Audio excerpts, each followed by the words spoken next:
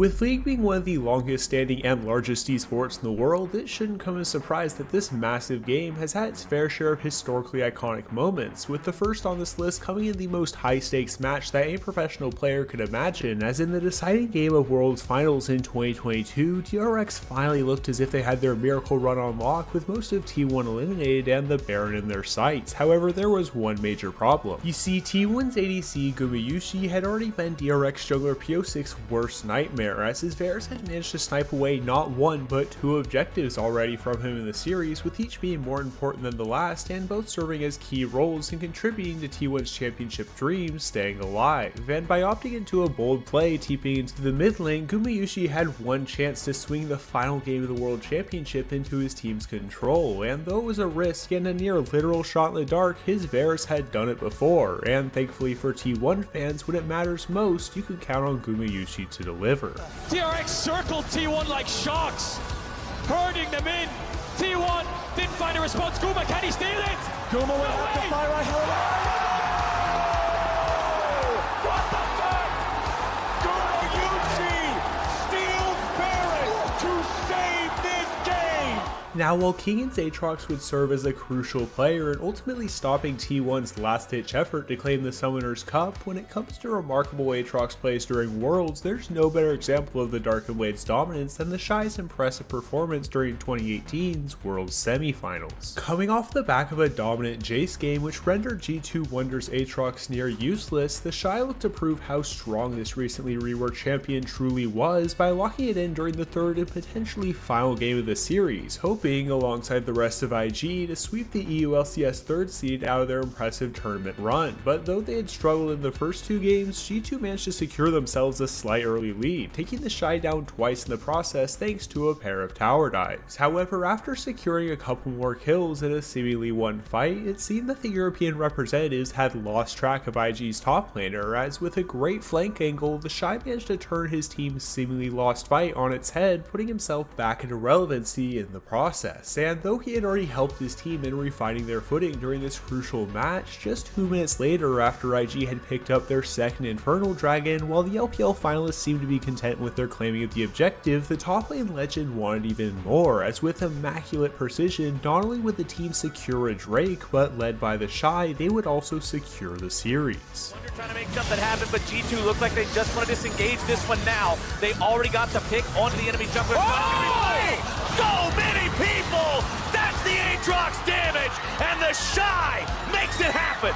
The Shy finds everyone there. Rookie still hunting. Oh, Rookie makes it a double kill for himself. He cleans up Perks, and tragedy strikes for the EULCS representatives. But when it comes to players whose game sense is next level, if we turn back time to a few years prior, MadLife was showcasing his incredible calculations with his insane support plays, notably on his legendary xPeke. You see, in the round of 16 group stage during the 2013 OGN Champions Summer Split, CJ Frost found themselves faced off against Maximum Impact Gaming in their second meeting of this best of 2 series, and after having secured victory in Game 1, thanks in part again to MadLife's insane supporting abilities, the team locked in this terrifying xPeke in search of securing a 2-0 scoreline, which thankfully seemed to be a likely outcome, as due to picking up plenty of kills in the early game both on their mid laner and ADC, CJ Frost were able to quickly snowball the game out of control for MIG, having a crushingly high gold lead not even 20 minutes into the game. However, just because victory was all but guaranteed for this first seeded lineup, this didn't necessarily mean that MadLife was done showing off his insane thresh mechanics, as even though Ezreal can be incredibly slippery with his Essence Flux E, it wouldn't be enough to escape the death sentence of the Chain Warden.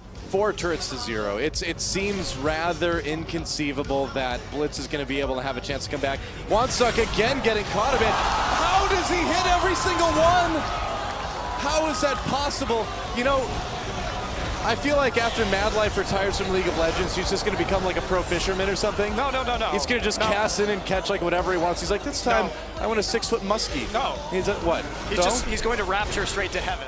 By having reads on enemies that were so impressive, excellent supports even to this day are still held to the standard of having MadLife level hooks, and while it's rare to have a skill so iconic that it's still referred to by just the name of the player, during All-Stars of that same year, one of MadLife's fellow Korean teammates made a play that was so impressive for the time that it still remains arguably the most used signature combo in the game to this day. Now, if you've watched a fair amount of pro play or even just high elo games over the years, you're probably all too familiar with the ever popular jungle pick of Lee Sin, whose high skill ceiling as a champion grants him plenty of potential to make some incredibly flashy plays, and no ability makes Masters of the Blind Monk stand out more than skillful usage of his famous Dragon's Rage ultimate, allowing the player to kick an enemy champion away while any additional opponents hit on this path will take damage and be sent airborne as well. But while players had already made some insane plays utilizing their flashes to create optimal angles to kick a strike into the enemy team, when it came time for All-Stars 2013, the Korean jungler inSec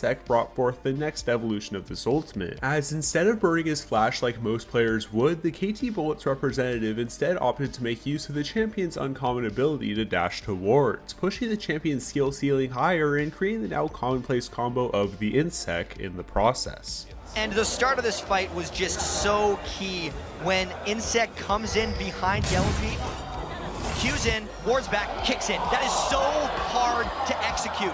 Even though Europe tried to calm Wood and made really everyone sit on the Rumble ultimate, they'd already lost their AD carry and they burned all their CC release and counter initiation. So the rest of Korea just chased down Europe. However, if you're still looking for even more international hype, there's perhaps no better place to look than Game 3 of the World's 2018 quarterfinal series between KT Rolster and Invictus Gaming, whose ending still remains as one of the most legendary in the game's history. As with IG being up 2-0 in this best of 5 series, headed into this third game, KT found themselves with their backs against the wall and looking to find some way to turn this series around, though ultimately the game would remain in a pretty close state throughout most of its duration, with IG holding a slight advantage as this intense match pressed onward. And thanks to the Shy's Fiora constantly providing a terrifying split push threat, his team slowly tore apart more and more of KT's base as the Korean team's hopes of staying alive in Worlds began to dwindle. That is until both teams mounted up for their deciding bout, with IG opting for Elder Drake and KT responding with a Baron shortly after punishing the Shy's over-aggression. And by utilizing their Baron to barrel down mid lane, KT was confident that they could neutralize the Shy whilst creating a formidable push on their own, and with both teams having their eyes locked on their opponent's nexuses, reality set in that the match was about to be decided and it was still anyone's game.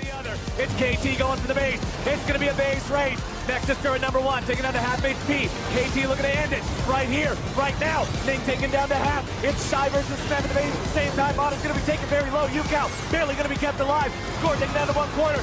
Smeb's nearly going to be killed now as well. Def taken so low. The Blade Caller's not able to find him. Def goes on a killing spree. It's the Shy still in the base. It's KT looking to try to stand and fight if they can. The Shy has made his way onto the inhibitor turret, onto the Nexus turret. They're going to be taken down. KT still marching. It's a base race. The Shy's onto the blue Nexus. KT's onto the red.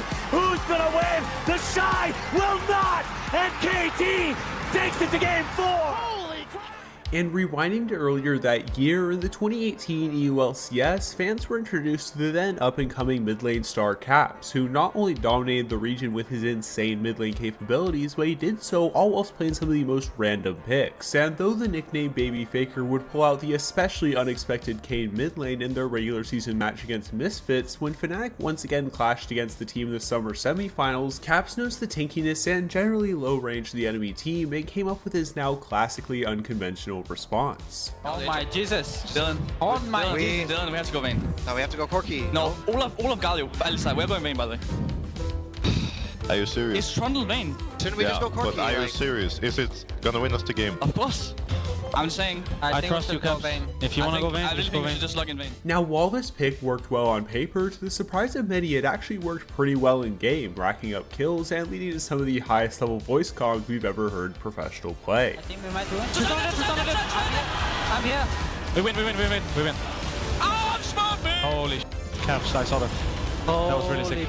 Holy poggers! However, though this pick has certainly gone down as one of the most memorable in the LEC's history, if we rewind back to semifinals of Worlds 2016, we find ourselves once again revisiting one of the most memorable off-meta matches in the game's history, in the now famous series between SKT and the ROX Tigers. After pulling out a now legendary Misfortune support pick, the Tigers sought to level out this series to 1 apiece headed into Game 2, and after this off-meta pick proved its value, this aspiration seemed to be a real possibility, thanks in part to a well-comboed kill early on by praying Gorilla in the bot lane 2v2, and as the Tigers began to grow their lead and began spreading SKT all over the map, they eventually saw a window in which they knew that if they could keep SKT busy in the bot lane, they could deal some real damage to their base, and though the idea of ending the game was quite literally a long shot, the Tigers let their arrow aim true in one of the most iconic finishes in League history.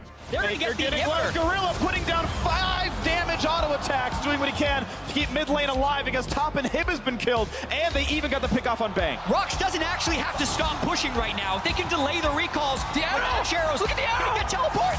He's stopped, dude.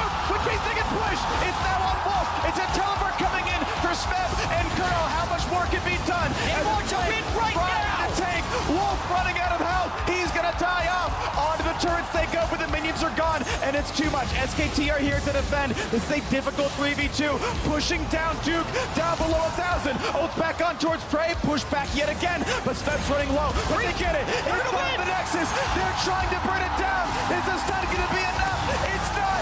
ROX Tigers answer back with Game 2. Now, though this play has been regarded as one of the greatest endings in the game's history, if we're talking about the most memorable Nexus break in the history of the game, we needn't look any further than xPeke's unforgettable maneuvers during IEM Katowice in 2013. Headed into this crucial match, the stakes were high as the winner of this series would advance to the tournament semifinals, and in the process, fans would be treated to an exciting mid lane matchup between both Fnatic's xPeke and SK Gaming's Ocelot. While xPeke had already cemented himself as one of the best mid laners in the world, thanks in part to having been on Fnatic's World Championship winning roster, his opponent, the rising star Ocelot, looked to give this legend a run for his money, and at least early on, he certainly succeeded, as after managing to acquire a respectable lead on Elise while SK pulled notably ahead of Fnatic, it seemed that this Spanish streamer would be able to pave the way for this German organization's trip to the semifinals. That is, until after 40 minutes of game time, SK overextended in their efforts to try and deal the killing blow to the already wounded Fnatic, with multiple catch-outs leading to both teams' bases taking some serious beatings. However, despite things finally looking as if they had fallen back into the complete control of SK, as they charged down mid lane after a successful base defense, instead of trying to stop what would have been the game-finishing push, Fnatic's xPeke took a risk, saw an opening, and made history.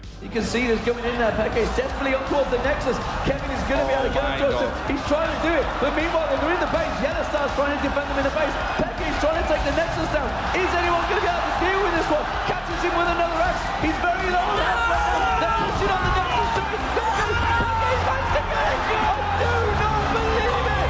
Peke's stuck in there. Catching it. Takes down the Nexus. But now he's going crazy. That game was amazing. But now, returning back to Worlds, during the group stage of Worlds 2017, Faker and SKT were looking to prove themselves against reigning LPL champions EDG during their first bout of the play-in stage. However, things got out of hand incredibly quickly for the second-seeded Korean representatives, as despite the hype around the match, the first 30 minutes of the game was a blowout to say the least. With EDG being up 10,000 gold, 9 kills to 0, and 7 towers plus an inhibitor compared to SKT's mere 2 outer turrets, victory was practically guaranteed for the Chinese squad as they went to stop SKT's last-ditch effort to sneak away the Baron for themselves. However, while it both appeared and would make sense that SKT would try and stall out the game by denying such a crucial objective, they used EDG's lack of vision to their advantage, and contrary to the more reserved SKT playstyle, they decided to take a risk, and weaponizing the element of surprise would ultimately shock not only the casters, but everyone. They're saving the Drake now. They got two already. Bang is hiding. He's coming.